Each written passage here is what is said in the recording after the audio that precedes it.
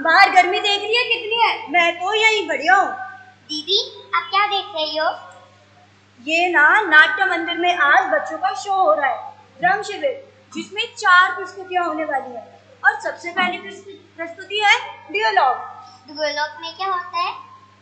डियोलॉग में 2 लड़कियों की कहानी है, वाणी और कोमल, जिसमें कि अच्छी तरीके से छूना और बुरी तरीके से छूना क्या होता है ये बताया जाएगा। अच्छी तरीके से छूना और बुरी तरीके से छूना क्या होता है? अब ये तो प्रस्तुति देखने के बाद ही पता चलेगा। हाँ चलो देखते हैं।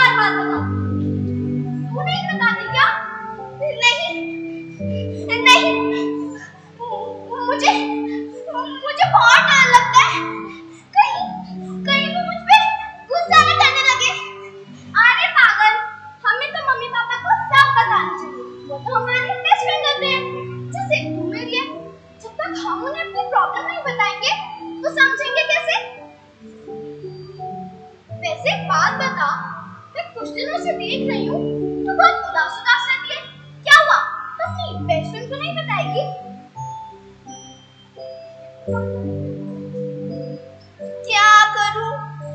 वाणी को बताऊं या नहीं बताऊं?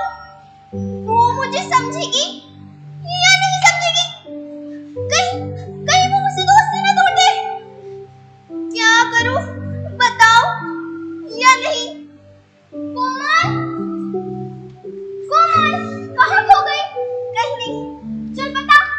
इतनी उदास उदास क्यों रहती है?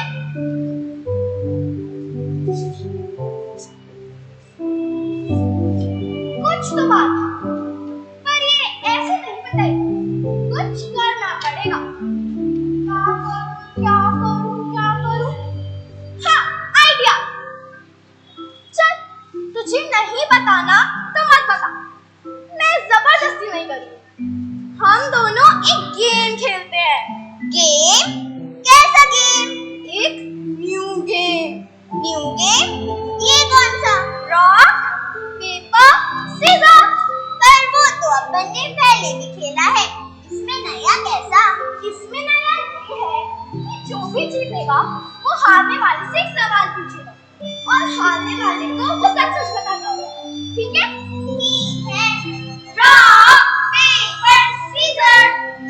Rock paper scissor. Rock paper scissor. ये मैं जीत गई। अब मैं सवाल पूछ। क्या पूछूं? हाँ, तेरी बेस्ट फ्रेंड कौन है? मेरी बेस्ट फ्रेंड तो तू ही है। चल फिर से खेलते हैं। Rock paper scissor. Rock paper scissor. ये मैं जीत गई। ये अच्छा बात तू ही जीती है। वो तो है। चल अब मैं सवाल पूछती हूँ। हाँ पूछ। चल बता, तू इतनी उदास क्यों रहती है? इसका मतलब तूने मुझसे झूठ बोला? मैंने क्या झूठ बोला? तूने मुझसे बोला कि मैं तेरी बेस्ट फ्रेंड हूँ और बेस्ट फ्रेंड तो एक दूसरे से कुछ नहीं छुपाते, लेकिन तू मुझसे छुपा रही है। इसका मतलब तूने मुझसे झूठ बोला। अब तो मुझसे कभी बात मत करना। अरे मारी सुन तू। जी हाँ, और आप मेरा नाम कैसे जानती है? मैं नहीं जानती आपको। अच्छा बाबा बता रही हूँ, गुस्सा मत कर। हाँ जल्दी बता।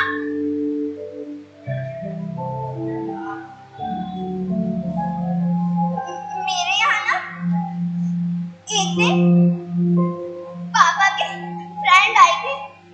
जब घर पे कोई नहीं था, फिर क्या हुआ? उन्होंने तुझे डांटा क्या?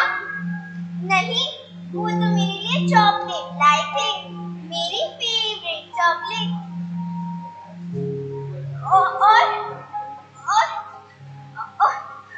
और जब मैं चॉकलेट खाने लगी ना तो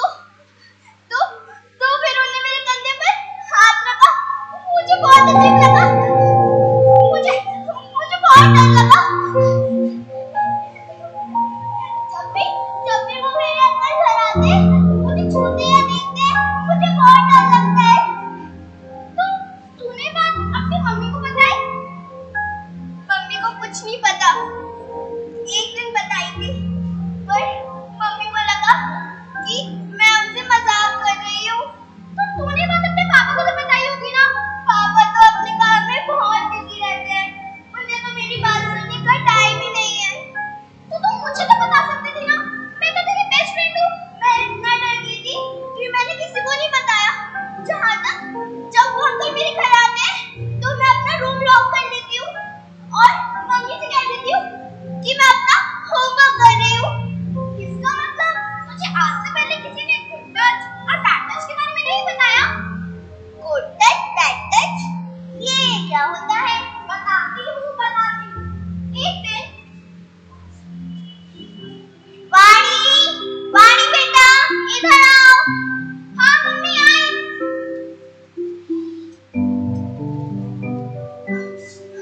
हाँ जी बोलिए। अच्छा बेटा, तुम्हें गुड टच और बैड टच के बारे में पता है? गुड टच और बैड टच? मम्मी, जब हमें कोई हाथ ना धोकर टच करे, कहीं उसे तो बैड टच नहीं कहते? नहीं बेटा, ऐसे नहीं। अच्छा ये बताओ, कभी तुम्हें किसी वजह से बुरा लगा है? हाँ, जब मेरा डॉगी मेरे बेड पर सुसु कर देता है तो मुझे बिल्कुल अच्छा नहीं लगता। हाँ ऐसे भी। पर जब कभी तुम्हें कोई गलत तरीके से छूता है, जिसके छूने से तुम्हें सेफ फील ना होता हो, उसे बैड टच कहते हैं। और जब कभी तुम्हें किसी के छूने से अच्छा महसूस होता हो यानी फिर सेफ फील होता हो, उसे गुड टच कहते हैं। पर मम्मी, जब हमारे साथ कोई ऐसा करे तब हमें क्या करना चाहिए? हमें उस समय बिल्कुल नहीं डरना चाहिए, हमें बहादुरी दिखानी चाहिए और उस इंसान से बिल्कुल दूर रहना चाहिए। और जिस इंसान पर तुम्हें सबसे ज्यादा भरोसा हो उसे ये बात बताना चाहिए। मुझे तो सबसे ज्यादा डॉगी पर भरोसा है, मैं उसे ही बताऊंगी। हाँ, उसे भी बता देना और अपने खिलौनों को भी बता देना। पर वो तुम्हारी बात कैसे समझेंगे? इसलिए या तो अपने मम्मी पापा को या फिर कोई टीचर को या जिस पर तुम्हें सबसे ज्यादा भरोसा हो उसे यह बात बताना। और अगर तुम्हारा कोई दोस्त ऐसी मुसीबत में हो तो उसकी भी जरूर मदद करना। ठीक है वाणी बेटा? ठीक है मम्मी, मैं सबको गुड टच और बैड टच की बात में बताऊंगी और अपने दोस्तों की भी मदद करूंगी। आप चिंता मत करो, मैं हूं ना। अच्छा चल बेटा, तुझे सब समझ आ गया ना? हाँ, मुझे सब समझ में आ गया। चल बता, तू अपनी मम्मी पापा से अब कुछ छुपाएगी क्या? नहीं, मैं अपने मम्मी पापा को सारी बात बताऊंगी, चाहे कुछ भी हो। और ऐसे लोगों से कभी मत डरना। चल, तुझे सब समझ आ गया ना? अब मेरा होमवर्क करवा। अरे पेंटिंग तो सही बेटा। हाँ।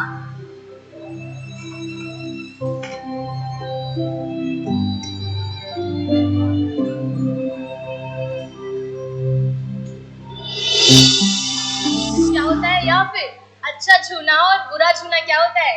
हाँ, अब समझ आ गया। हाँ दीदी, मुझे समझ में आ गया गुड टच और बैड टच क्या होता है। अब मैं गुड टच और बैड टच के बारे में सबको बताऊंगी। अच्छा दीदी, अब मैं खेलने जा रही हूँ। आराम से जाना बेटा, जाओ।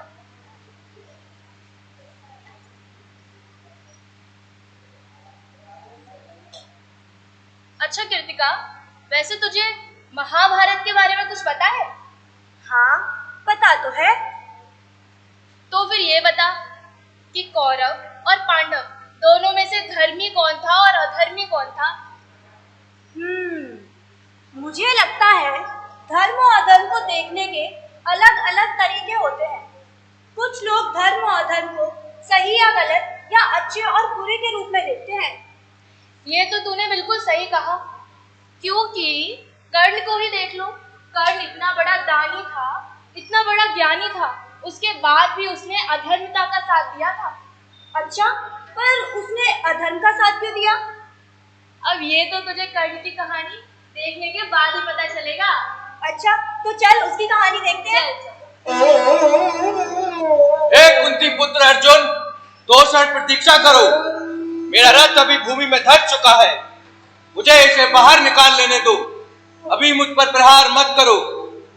जिस मार्ग पर कायर चला करते हैं उस पर तुम ना चलो। तुम तो लोक में महान शूरवीर और सदाचारी माने जाते हो। तुम्हें तो अपने आप को सर्वश्रेष्ठ सिद्ध करना चाहिए। कदाचित तुम अपने क्षत्रिय धर्म को भूल रहे हो अर्जुन। धर्म? ये किस धर्म की बात कर रहे हो तुम कर्ण? प्राय ये देखने में आता है कि नीच मनुष्य विपत्ति पड़ने पर देव की ही निंदा करता है। इसीलिए सौभाग्यवश तुम आज धर्म की बात कर रहे हो कर्ण।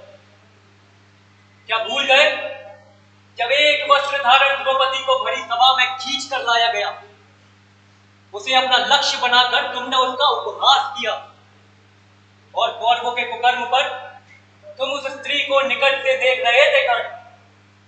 तब तुम्हारा धर्म कहां गया था? याद करो कर्ण, याद करो।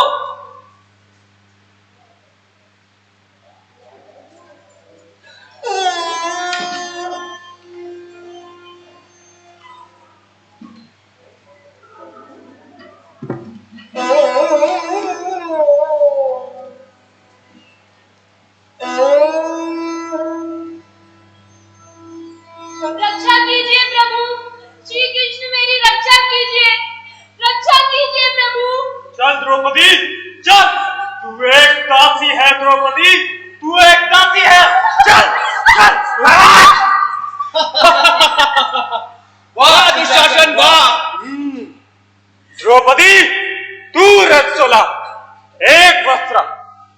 नग्न ही क्यों ना हो, तुझे हमने जुए में जीता है और अब तू सिर्फ एक दासी है, दासी।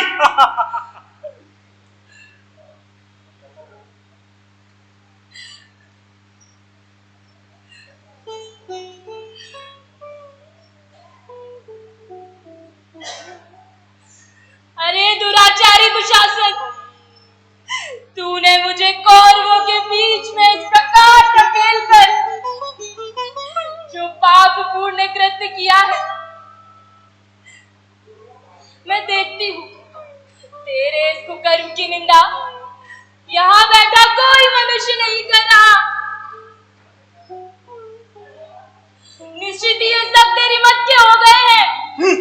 चुप पांचाली, एक दासी को ये व्यवहार शोभा नहीं देता। यहाँ हमारी सेवा करो। धिक्कार है, धिक्कार है। भरतवंश के नरेशों का धर्म निश्चित ही नष्ट हो गया है। जान पड़ता है पितामह भीष्म, गुरु द्रोणाचार्य, महात्मा विदुर तथा राजा धृतराष्ट्र में भी अब कोई शक्ति नहीं रह गई, क्योंकि यहाँ कौरवों की धर्म मर्यादा का उल्लंघन हो रहा है और कोई दुर्योधन की इस भयंकर पापाचार की ओर देख नहीं रहा।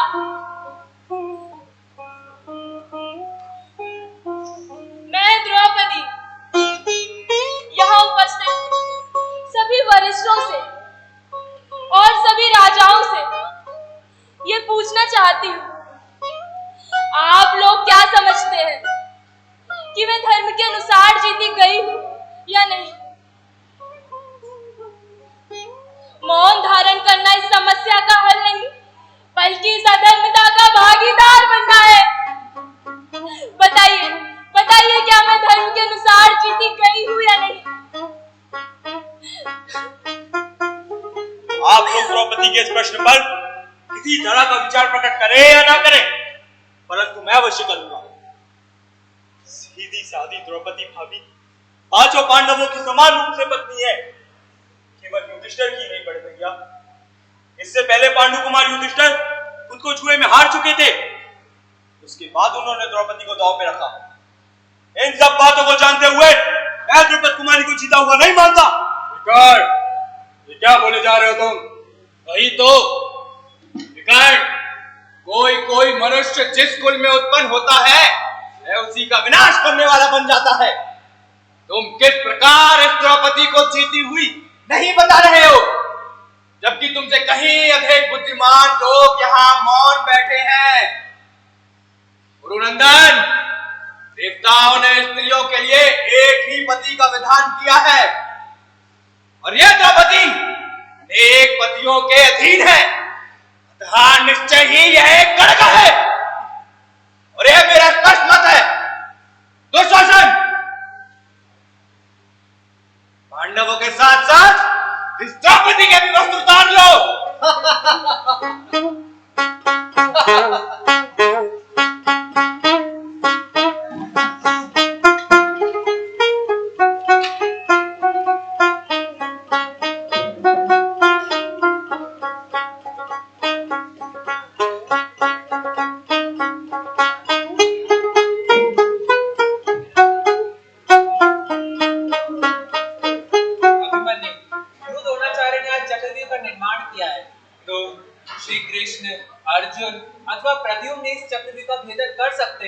पांचवा कोई योद्धा इस कार्य की योग्य नहीं। तात अभिमन्यु, तुम्हारे पिता मामा पक्ष के सभी योद्धा तुमसे याचना कर रहे हैं कि तुम उस चक्रव्यूह में जाओ और द्रोणाचार्य की सेना का विनाश कर डालो। महाराज, मैं अपने पितृवर्ग की विजय की अभिलाषा से युद्ध स्थल में द्रोणाचार्य के अत्यंत भयानक एवं श्रेष्ठ सैन्य में शीघ्र ही प्रवेश करता हूँ। परंतु महाराज, मुझे चक्रव्यूह भेदन की विधि तो पता है, मगर किसी आपदा में पड़ जाने पर मैं उस चक्रव्यूह से बाहर नहीं आ सकता। योद्धाओं में श्रेष्ठ वीर हम तुम्हें अर्जुन के समान मानते हैं। तुम व्यूह का भेदन करो और हमारे लिए द्वार बनाओ। तात हम अपना ध्यान तुम्हारी ओर ही रख तुम्हारी रक्षा करते हुए तुम्हारे साथ ही चलेंगे। तो फिर देखिएगा, जैसे एक पतंगा जलती हुई अग्नि में कूद जाता है, उसी प्रकार मैं भी द्रोणाचार्य के सैन्य में प्रवेश करूंगा। यद्यपि अभी मैं एक बालक हूं, पर तब भी समस्त पद, समस्त प्राणी, समस्त मनुष्य देखेगा कि कैसे मैंने अकेले ही समूह के समूह का नरसंहार कर दिया है। गुरुद्रोण, देख रहे हैं आप, ये अभिमन्यु हमें कब से कुचल रहा है। हमें शीघ्र ही इसके वध का उपाय निकालना चाहिए। कर्ण, पांडव नंदन की ये फुर्ती देख मुझे हर्ष होता है। लगता है इसके पिता अर्जुन को जो मैंने कवच धारण की विद्या सिखाई थी, निश्चय ही उस संपूर्ण विद्या को यह भी जानता। गुरुद्रोण, मैं इस तेजस्वी बालक अभिमन्यु के बाणों से पीड़ित होकर भी यहाँ इसलिए खड़ा हूँ क्योंकि रणभूमि में डटे रहना ही क्षत्रिय का धर्म होता है। एक तो यह तरुण राजकुमार स्वयं ही शीघ्र पराक्रम दिखाने वाला, दूसरा इसका कवच अभेद है। अतः यदि इसके धनुष और प्रत्यंचा काटी जा सके, इसके घोड़े और सारथी को मारा जा सके, तो काम बन सकता है। राधानंदन, तुम तो बड़े धनुधर, यदि कर सकते हो तो यही करो। धनुष लिए रहने पर तो देवता और असुर भी इससे नहीं जीत सकते।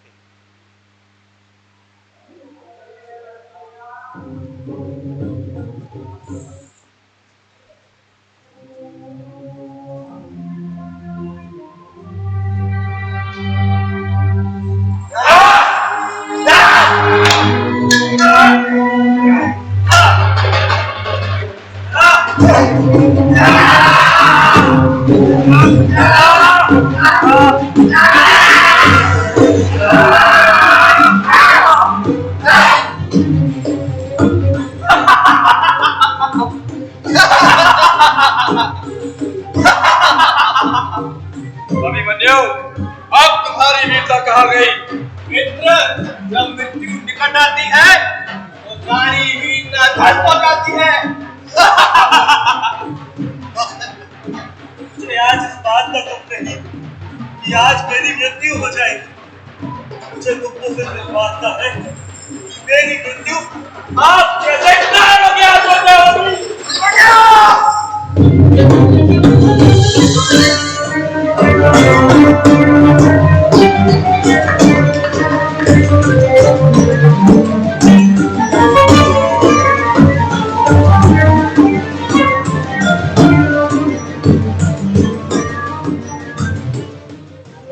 ऐसे कई अवसरों पर जब धर्म धर्म था ही नहीं, तो आज इसकी दुहाई देने का क्या लाभ। अब तुम चाहे धर्म के कितने ही कार्य क्यों ना कर डालो कर्ण, तथापि जीते जी तुम्हारा छुटकारा नहीं हो सकता। और तुम इसकी बातों में ना आओ। तुम कर्ण को दिव्यास्त्र से घायल कर उसे मार गिराओ। गांडीव उठाओ पार्थ और इस पापी का विनाश कर दो। उचित है।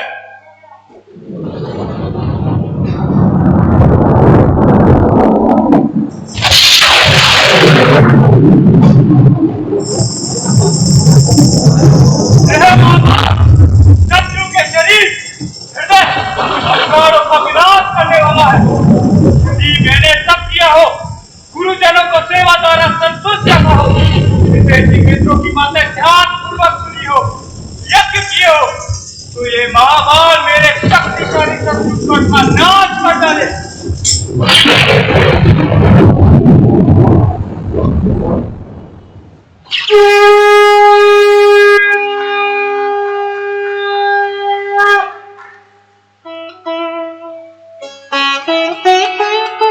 तो अब पता चला धर्म में और अधर्म में क्या अंतर होता है। हाँ, अब पता चल गया। पर सोच, मजाक मजाक में हमने 2 युगों की बात कर ली। ये तो बिल्कुल सही कहा। पर तुझे पता है कि कितने युग हुए हैं? हाँ पता है ना, बता बता। 4 युग होते हैं। कौन कौन से? सतयुग, त्रेता युग, हाँ, द्वापर युग और कलयुग, जिसमें से द्वापर युग की बात तो हमने अभी कर ली। तुझे तो पता है। मुझे तो सब पता है। अच्छा तो ये बता, द्वापर युग में महाभारत हुई, त्रेता युग में राम भगवान आए, तो बता सतयुग में कौन आया? सतयुग में कहीं राजा हरिश्चंद्र तो नहीं आए थे? हाँ तुझे तो पता है। राजा हरिश्चंद्र वही ना जिन्होंने अपनी जिंदगी में हमेशा सच बोलने का संकल्प लिया था। हाँ हाँ वही राजा हरिश्चंद्र। पर तुझे उनकी कहानी पता है? मुझे उनकी कहानी तो नहीं पता। हाँ तो मैं तुझे उनकी कहानी सुनाती हूँ। हाँ सुना।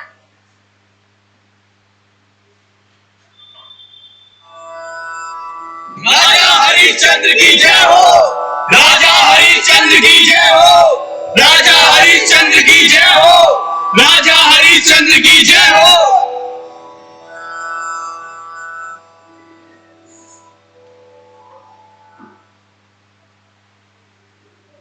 पृथ्वी से उठ रही इस जय जयकार को सुन रहे हो सखादर? सुन रहा हूं देवी। राजा हरिश्चंद्र की प्रजावत्सलता और सत्यवादिता का डंका बज रहा है। बिल्कुल सत्य कहा आपने धर्म। और धन्य है आप भी धर्मराज, पृथ्वीवासी की इतनी प्रशंसा। पृथ्वीवासी हो या स्वर्ग निवासी, जो सत्य है वो तो सत्य है महाराज। उसे तो स्वीकार करना ही पड़ता है देवेंद्र। परंतु उसे प्रजापालक कहने का भी कोई आधार तो होना ही चाहिए। इस संबंध में आपका क्या विचार है मित्र? राजा हरिश्चंद्र के राज्य में सब सुखी है देवेंद्र? यह कैसे संभव हो सकता है? राजा हरिश्चंद्र के बारे में शंका उचित नहीं देवराज। वह प्रजा से कर लेकर वह प्रजा के हित में लगा देता है। वह सबकी सुख सुविधाओं के बारे में वो स्वयं ही रुचि लेता है। उसकी सत्यवादिता पर तो शंका की नहीं जा सकती। उसकी तो स्वर्ग लोक में प्रशंसा होनी चाहिए। स्वर्ग अधिपति इसकी हितों से मानने लगे हैं।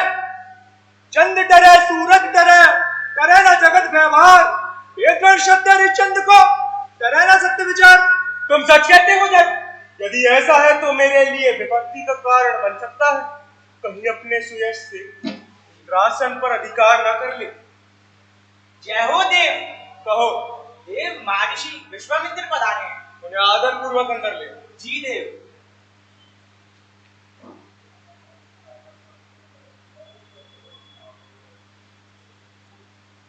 प्रणाम महर्षि। कल्याण हो, कल्याण हो। विराज।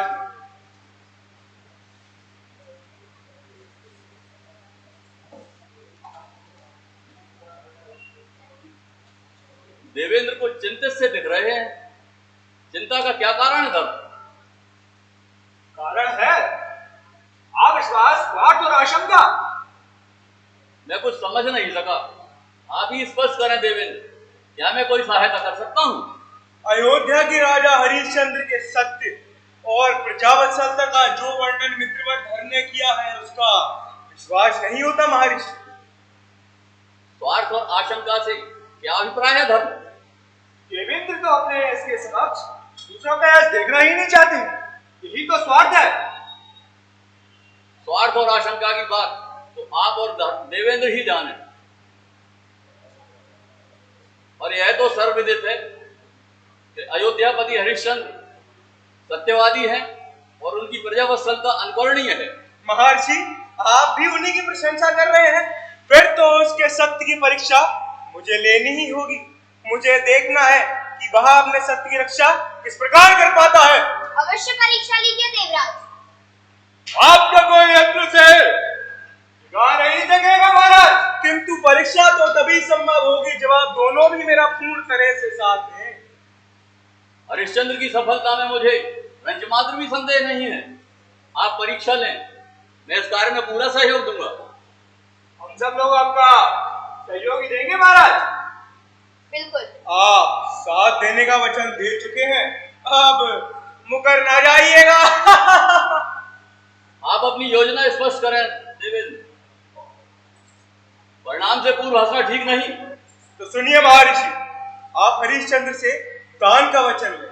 दान में राज्य ले लेना है, उसके पश्चात दक्षिणा लेनी है। अपना सब कुछ दान में देने के पश्चात वह दक्षिणा झुका नहीं पाएगा और अपने सत्य से गिर जाएगा, उसका सत्य खंडित हो जाएगा।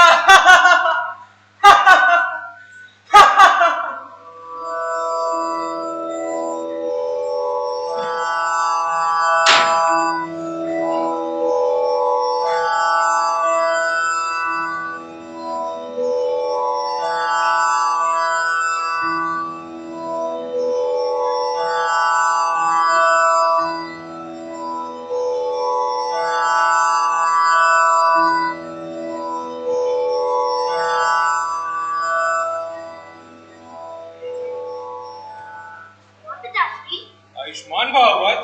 पिताश्री, आज मैंने एक भयानक स्वप्न देखा है जिसे डर लग रहा है।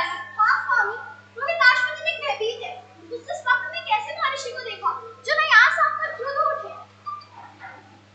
बेटे, महर्षि ने क्रोध किया तो क्या, डरना नहीं चाहिए। वह क्रोध भी अंत में हमारा कल्याण ही करेगा। पर माँ भी तो डरी हुई है। हाँ, मैं भी डरी हुई हूँ महाराज। न जाने क्यों मेरा मन बेचैन सा है। देवी, मन को कमजोर नहीं होने देना चाहिए। जो होना है वह तो होगा ही। हमें तो कर्म करना है, फिर फल की चिंता क्यों करें? फल की चिंता ही भय, आशंका आदि को जन्म देती है। भय से मुक्त होकर कर्म करो। स्वप्न तो मैंने भी देखा है, एक भयानक स्वप्न। महाराज की जय हो। महाराज, महर्षि विश्वामित्र पधारे हैं। उन्हें सादर नहीं ले आओ। जी महाराज। और रोहिताश्व भीतर चलिए माँ।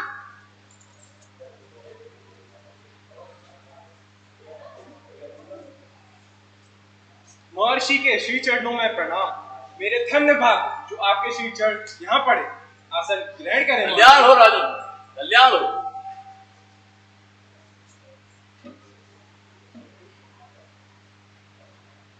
अयोध्यापति, आपकी सत्यवादिता की चर्चा तो अब स्वर्गलोक में भी होने लगी। यह विख्यात है कि आप स्वप्न में भी झूठ नहीं बोलते। मैं तो सत्य को ही साक्षात नारायण मानता हूँ महर्षि। उसकी रक्षा मेरा धर्म है, इसलिए तो मैं सत्य को प्राण से भी अधिक मूल्यवान समझता हूँ। मैं उसी सत्य की परीक्षा लेने आया हूँ। देवेंद्र, कल रात्रि स्वप्न में आपने अपना राज्य मुझे दान में दे दिया था, बोलो है कि नहीं? हाँ, स्मरण है महर्षि, मैंने यह दान दिया था। तो अब विलंब क्यों?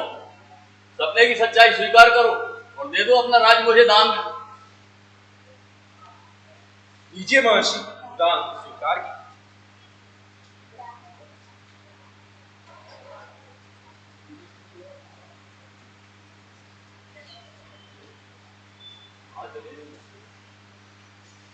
शैव्या, शैव्या, रोहिताश, रोहिताश।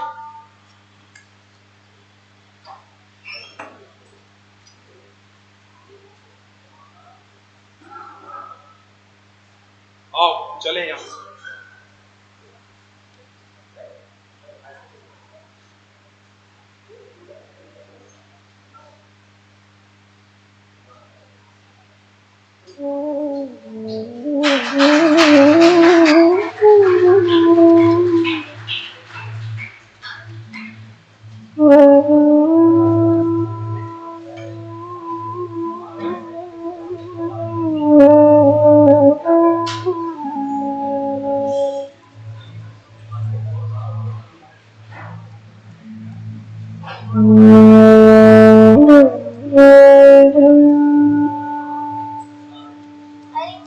मुझे इन थोड़े से चावलों के बदले में 2 किलो आलू मिलेंगे क्या? हाँ हाँ।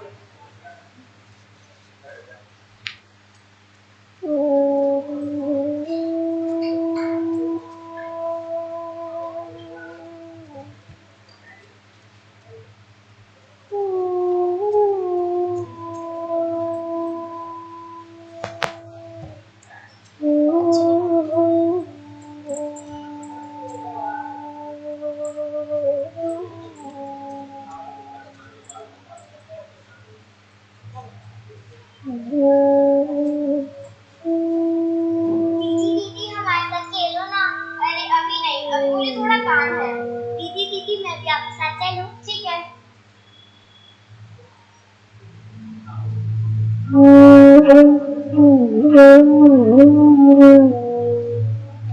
चलो वहां बैठ। चलिए स्वामी। और रोहिताश्व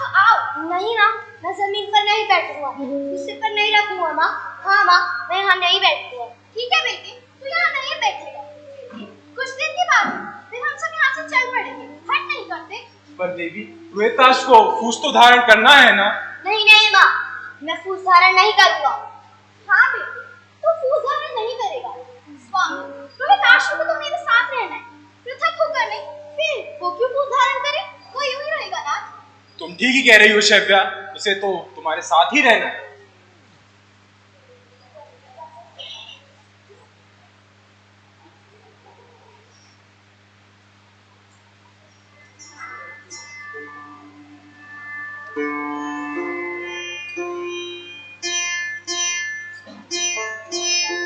काशी का काम करोगे क्या? काम क्या करना होगा? बगीचे की देखरेख। मेरे साथ मेरा एक पुत्र भी रहेगा, और ये आपका दास नहीं, मेरा पुत्र ही रहेगा। स्वीकार है। अपना मूल्य बताओ। 100 मुद्रा। ठीक है, ये लो 100 मुद्राएं। चलो।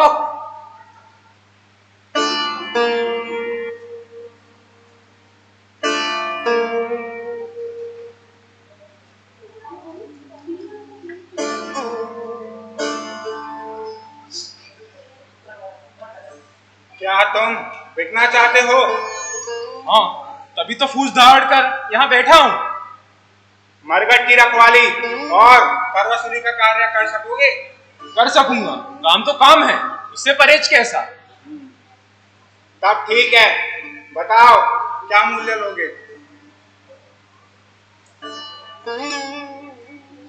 अभी दक्षिणा के लिए 200 मुद्राएं कम पड़ रही हैं। 200 मुद्राएं? 200 मुद्राएं? यह तो बहुत अधिक है। काम भी कठिन है, सोच लीजिए।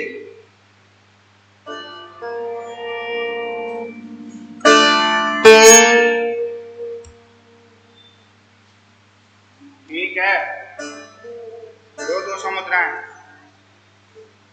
और चलो मेरे साथ। 15 दिन बीत गए, महर्षि नहीं आए। अब बाकी की बची हुई दक्षिणा कैसे दूं? अब चलो भी, ये क्या बड़बड़ लगा रखी है। चलता हूँ स्वामी।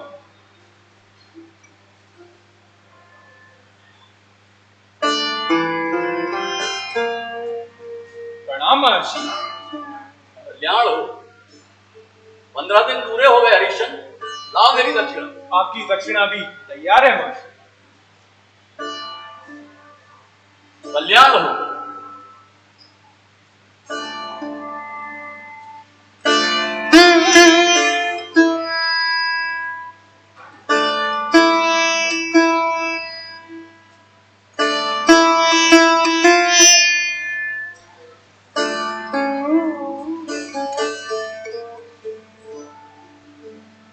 हाय मेरे लाल, तू कहाँ चला गया? तू फूल चुनने क्यों गया? अभी कुछ समय पूर्व ही तो तू पिताश्री के पास जाने की हट कर रहा था। फिर वह सर्प कहाँ से आ गया? तू कहाँ चला गया मेरे लाल? तू कहाँ चला गया?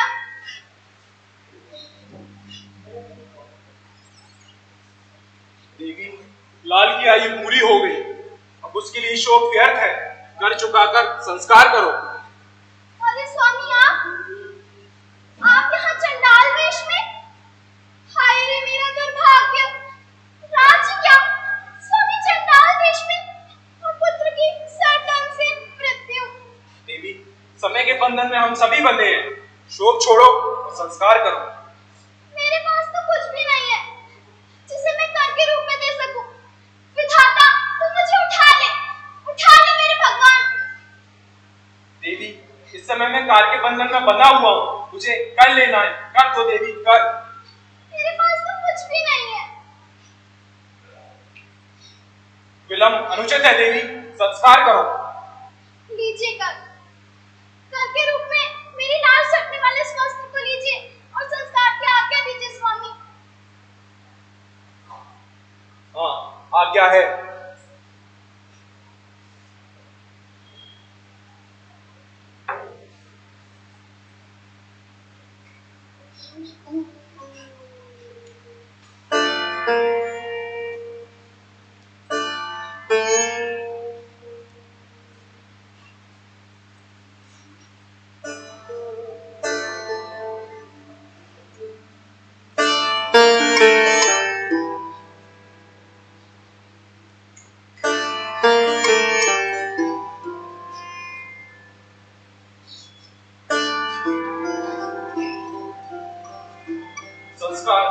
बंद करो देवी।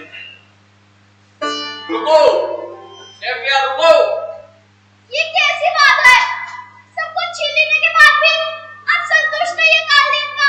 अरे यह आवाज तो महर्षि विश्वामित्र की है। अब क्या चाह रहे हैं महर्षि?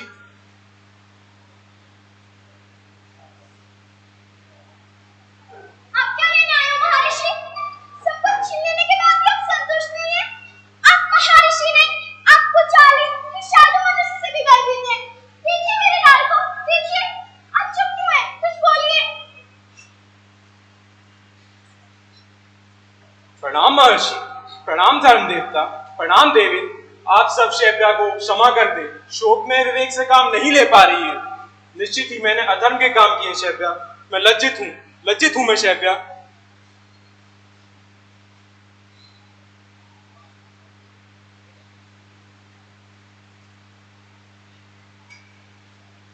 उठो मेरे लाल, उठो। माँ, मैं कहाँ हूँ मैं? पिताश्री कहाँ है? पिताश्री तो यही है मेरे लाल, पिताश्री यही है मेरे बेटे। महर्षि को, देव को और देवेंद्र को प्रणाम करो देवी। प्रणाम महर्षि, आपने पुत्र को जीवन दान दिया। मैं आपकी आभारी हूँ। मुझे क्षमा करें देवेंद्र। रोहिताश बेटे, तुम भी प्रणाम करो। माँ, इन महर्षि को आप प्रणाम कर रही हैं।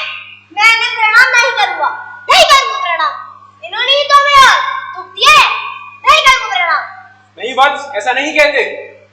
राजन, रोहिताश को ना रोको, उसे अपनी बात कह लेने दो, यही उचित है।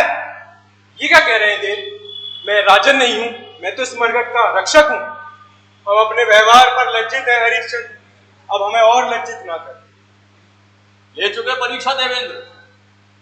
आपके हट से हम सबको इस कुटिल कर्म में लगना पड़ा। अब तो आप संतुष्ट है ना? नहीं महर्षि, देवेंद्र की लज्जा भी एक अभिमान है। अभी वह संतुष्ट नहीं है। अब और कुछ मत कहो धर्म। चलो हम सभी इंद्रलोक को प्रस्थान करें। फिर वही स्वार्थ। मैं तो इन लोगों के साथ अयोध्या जा रहा हूँ। आप जाएं इंद्रलोक, मुझे नहीं जाना। मैं भी व्यवसाय की अनुमति के बिना कहीं नहीं जा सकती महर्षि। आप धन्य है हरिश्चंद्र, धन्य है रानी शेफिया।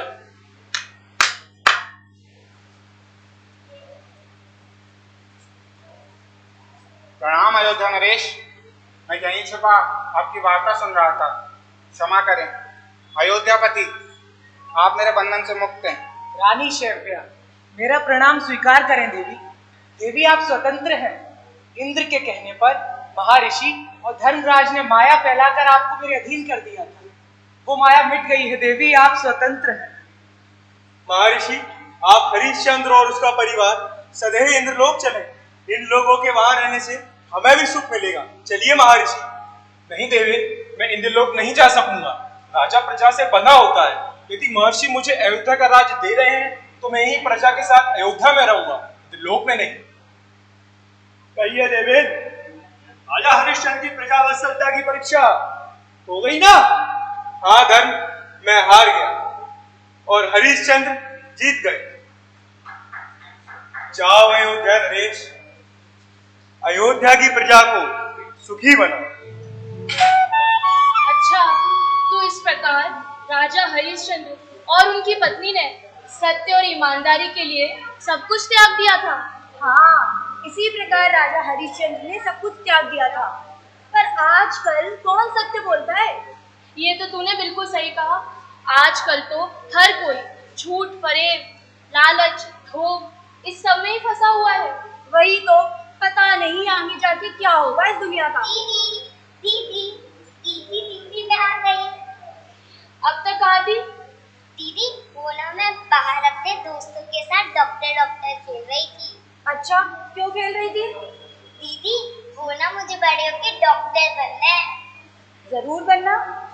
बिल्कुल, बड़े होके डॉक्टर बनना और हम सबका नाम रोशन करना।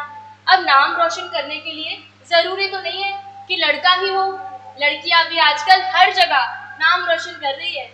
लड़के से याद आया, तुझे वो पड़ोस वाली सरिता याद है जिसने लड़के की चाह में ना जाने क्या क्या किया? अब उसे कैसे याद नहीं रखेंगे? उसने तो लड़के की चाह में न जाने कितने बाबाओं के चक्कर लगाए थे। अब पता नहीं ये बाबा कब किसके साथ क्या कर दे। बाबा से याद आया, नाट्य मंदिर की अगली प्रस्तुति ढोंगी बाबा के ऊपर है। अच्छा तो चल देखते हैं। चल।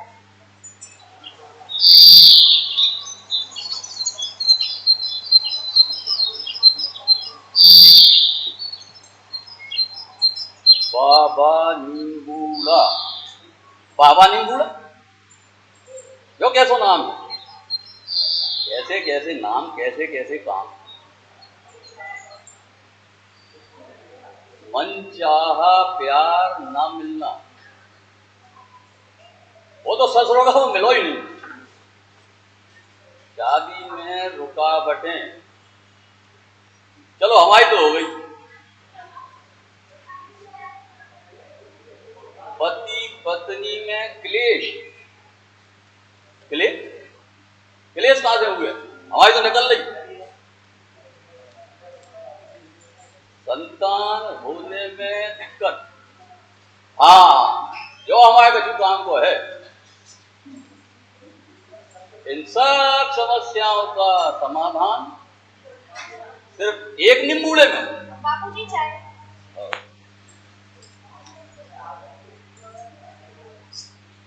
वैसे तो तुमने सब सुना ही नहीं हुए, तो चली जाओ जिन पे।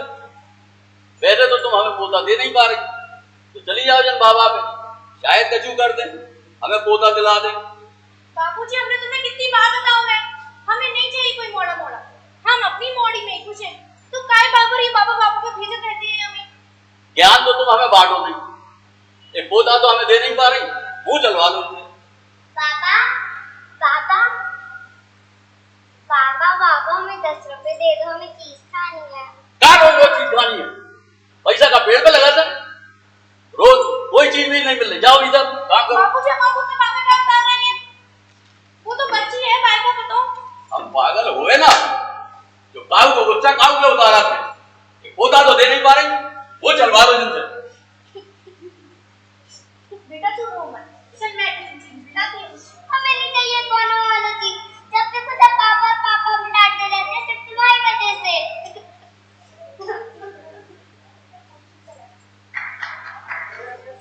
काय जो का कह रहे हो तुम ना मैं बाबूजी से, ये पागल है, दिमाग खराब है तुमको। हमने भी इनसे कुछ ना कहो, तुम्हारे बापूजी लगे थे फालतू बात करने में। मोड़ा मोड़ा, अरे कहाँ से ला दिया मोड़ा। तो गलत का कह रहे थे, एक मोड़ा तो दे नहीं पाई हमें। हम तो मोड़ा पैदा कर सकते हैं, कमी तुम में। काबुली कमी हमें, हम कमी बहुत जुबान चलने लगी तेरी। आइंदा से हमसे ऐसी बात मत ही बोल रही हो, तेरी खाल उधेड़ देंगे।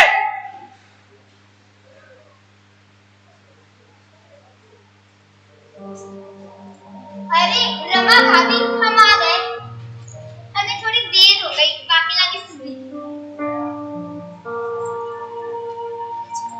रमा भाभी आज हमें थोड़ा जल्दी जाना है, वो का है ना हमारा बुआ का बेटा पूरा पाकिस्तानी जो है। अरे रमा भाभी का होगा, रमा भाभी का हुआ, आप ऐसे का बैठी जैसे आपका ससुर निपट गया, वैसे भी वो कल मुंह हाथों बगल वाली शर्मा ऐसे लगे हुए। अरे रमा भाभी का हुआ, अच्छा हम समझ गए, फिर वही मोड़ो को लेकर झगड़ा होगा ना। अरे भाभी झगड़ा छोड़ो, हमारे पास तुम्हारी समस्या को लाने एक ना समाधान आया है। मार्केट में एक नए चमत्कारी बाबा आए, नींबूड़ा बाबा।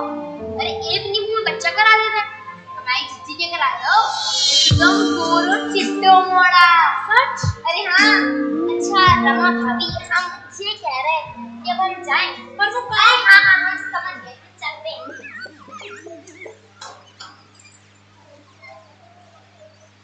रमा, ए रमा, हमें भूख लग रही है, खाना दो।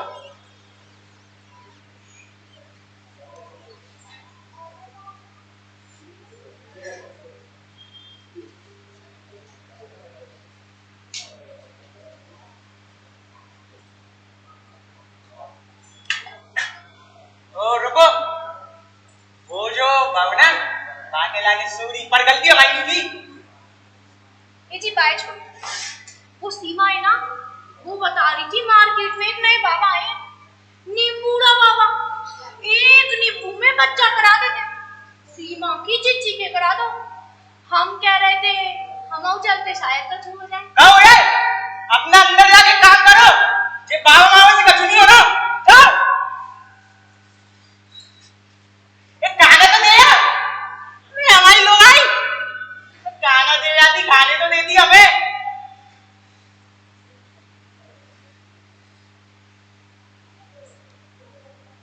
बाबा करा लो जिन्हें मोड़ा आई बड़ी बाबा पर जाऊंगी।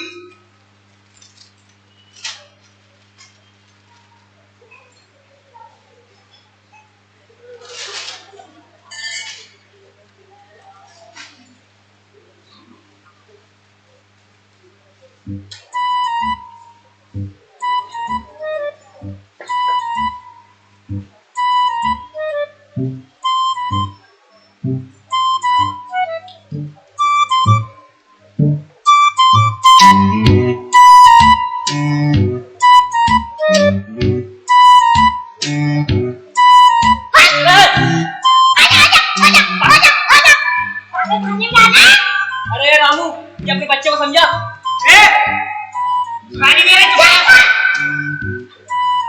चप्पल ले आ जाओ। अच्छा तो मैं इसलिए लाता ताकि चप्पल चलो। दम दम कबाड़ी।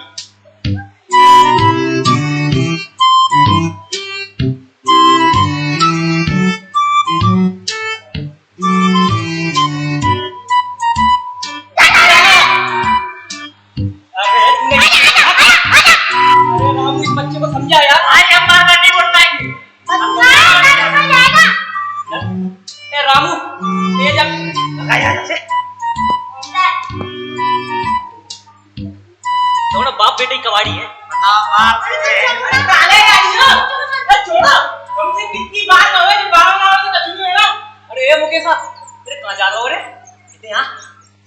ए जल्दी यार। हाँ बोलो। हमारे पास एक नौका नाव है। भाई खा बोलो तो फट से मोड़ा हो जाओ। ओए, ये फालतू की बातें तू हमसे मत किया कर। पान का वारा है। अंकल वो पान नहीं दे दो। पहले पान के साइज का तो हो जा। नहीं देगा, नहीं देगा। ये जा अलग मोड़ा ने नहीं देगा तो कुछ ले लूंगा। नर्स पे जा, नर्स पे। तेरा कुछ काम नहीं है। रामू अपने बच्चों से। अरे तो खिला दो यार एक पान यार। कट का पान आ रहा है, खिला दो। हाँ तो तुम्हारी दुकान में कौन आता है कैसे भी? चप्पल सिलने वरना यही चप्पल मारूंगा। आने वाले दुकान चलानी है कि नहीं चलानी? अपने बच्चे को संभाल चल। आने वाले। अरे यार जाने अलग खून पीना है। जाई चप्पलों से सूट के बाद मोटो को पता नहीं गया तो क्या नाम से पानी खाओ।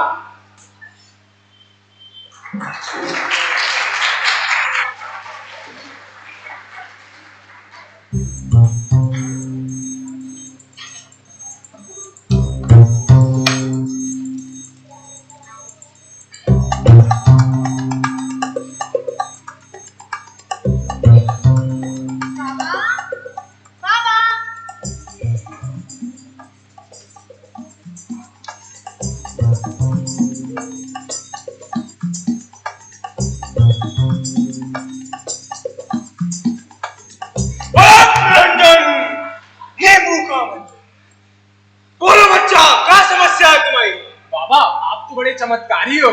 आपकी कृपा से हमारी क्रिकेट टीम खड़ी हो गई। बस एक कृपा और कर दो। एक नींबू और दे दो, जैसा हमारी खो टीम खड़ी हो जाए। जरूर अठन्नी लो नींबू।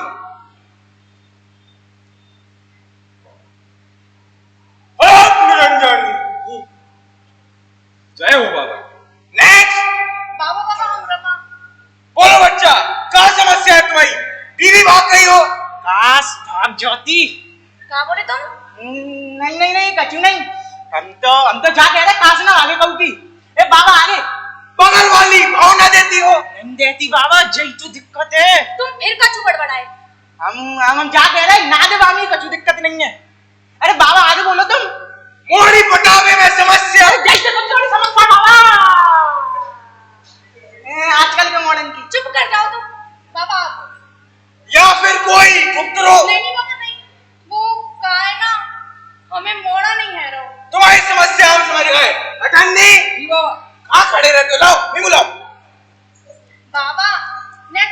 मत पढ़ियो, वो क्या है ना, हमें मॉडर्न एंड फास्ट फॉरवर्ड में चाहिए। जरूर जरूर फास्ट फॉरवर्ड करेंगे। रंजन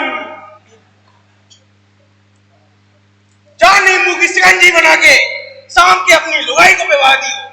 कौन आया जाओ, बैठो का है अक्षर निकाल। कितने बाबा? ज्यादा नहीं, 500 रुपये। काय बाबा, कछु कम नहीं हो सकता? बच्चा कछु कम हो जा चलेगा तुम्हें? नहीं नहीं बाबा जी, ना चलेगा। तो फिर निकालो 500 रुपए और चढ़ा दो बाबा के नाम पे।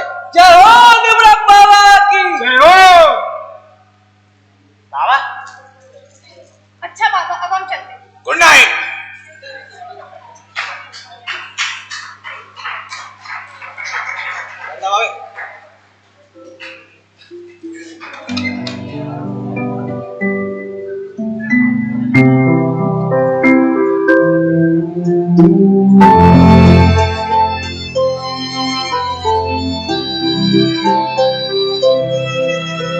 हमारे 500 रुपये बर्बाद करा दे तुमने। देखियो यार, नींबू से भी कछु नहीं होना। अरे चुप चुप बोला करो, कुछ भी करके मत रहते हो। तुमसे भी काम हो रहा है, चुप चुप बोलो। पूरा दिन से आपकी बड़बड़ी करता रहता है।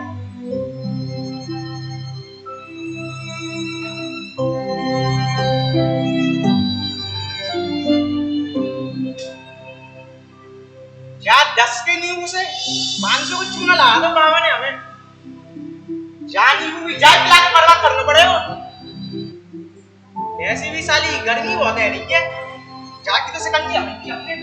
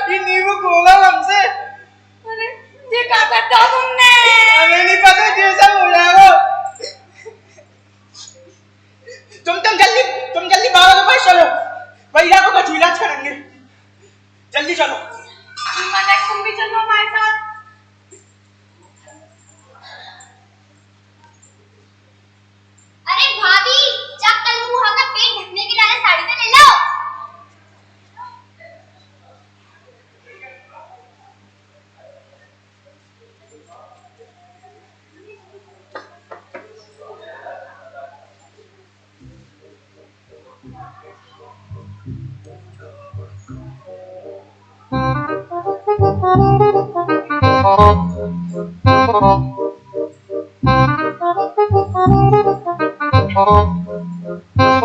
चीता चीता अबे तू भिड़ा गया? अंगा अंगा आजा आजा क्या कर लेगा? रामू इसको समझा भी अपने बच्चे को, पढ़ा लिखा कुछ नहीं इसको, हट हट करता रहता था। पानी खटिया बनाता है, बनाना भी आता है। अच्छा, अपने बाप से पूछ मेरी चप्पल नहीं सिली आज तक। ए भाग ले, भाग बेचना है कि बेचना? किस ले? मांगरों की हम नहीं चलते। इसको समझा चल। चल ले, मेरी टिकट करा दी नट की। पूरा बाबा, मैंने पूरा तो देखा में। मैं क्या नेट में ट्रांसफर। ठीक है देख ले। अब बेटा ने ज्यादा बोले ज्यादा खेला बोलते। बच्चे बड़ा खेला। अब चला। अब भाग जा ले। आजा आजा। डरपोक। हट। बनाना कहीं दूंगा। अरे रमा भाभी तू तू दे से। जागे तू। और ये भौटिया को है तुम्हारे संग आज? ए जाने बड़े अजीब से कपड़ा पहन रखे हैं।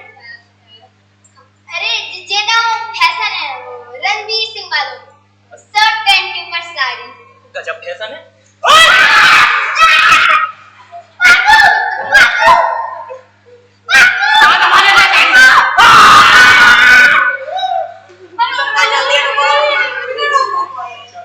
रामू जाने का मौका करा लो। हाँ भैया, चल चल चल देख के चलो। चला चला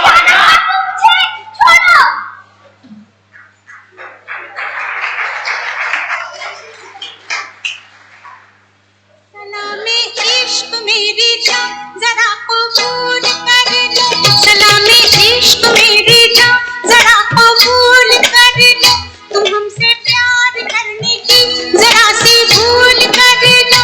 मेरा दिल बेचैन है, मेरा दिल बेचैन है, हम सफर के लिए, मेरा दिल बेचैन है, हम सफर के लिए।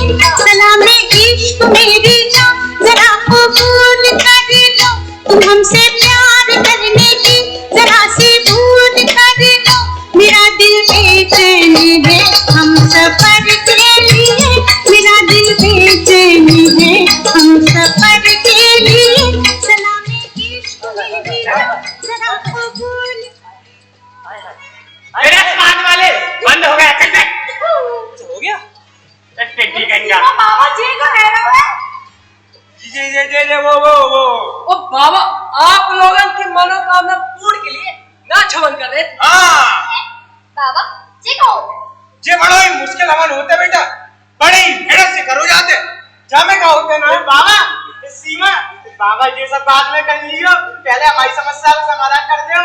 आओ आओ आओ, बैठो बैठो।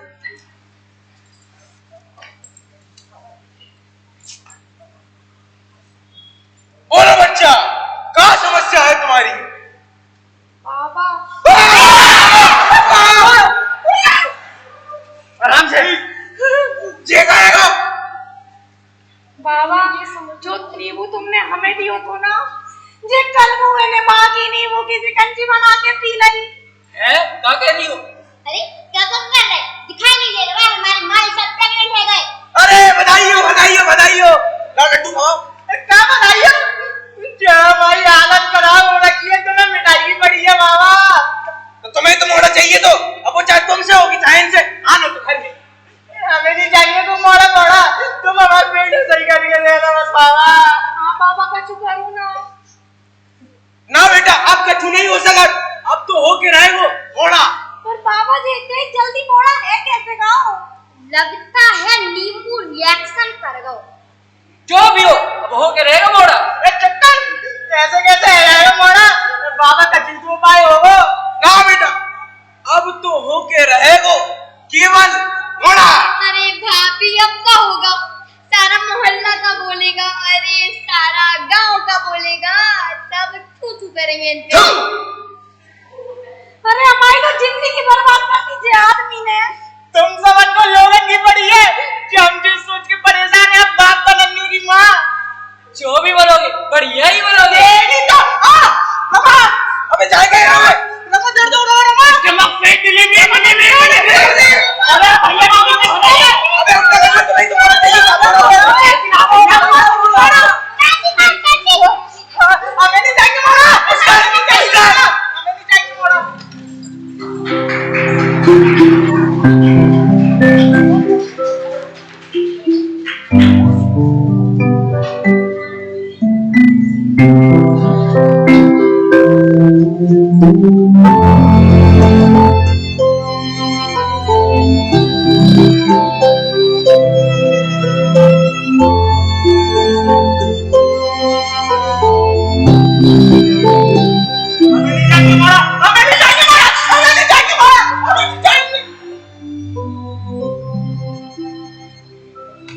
सपना था, कर गए हम तो।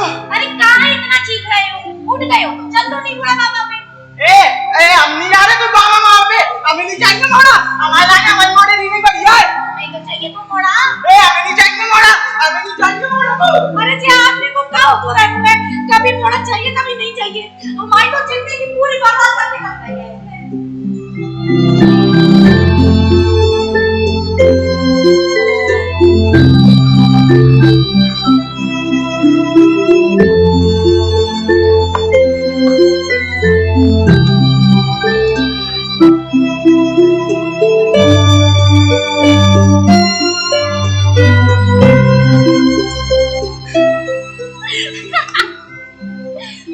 देखा नहीं बूढ़ा बाबा का कमाल? एक नींव में बच्चा कराते और वो भी आदमी को। लेकिन इन सब के बीच ये बात सोचने वाली है कि लोग लड़का पैदा करने के लिए किस किस हद तक जाते हैं। सही कह रही है, लड़का और लड़की में कोई फर्क नहीं होता, फिर भी सबको लड़का ही चाहिए होता है। हर किसी को लड़का ही चाहिए होता है, जबकि उनमें कोई फर्क नहीं होता। पर ये बात भी बहुत महत्वपूर्ण है कि माँ बाप को भी लड़का और लड़की में कोई भेदभाव नहीं करना चाहिए और दोनों को ही विकास का समान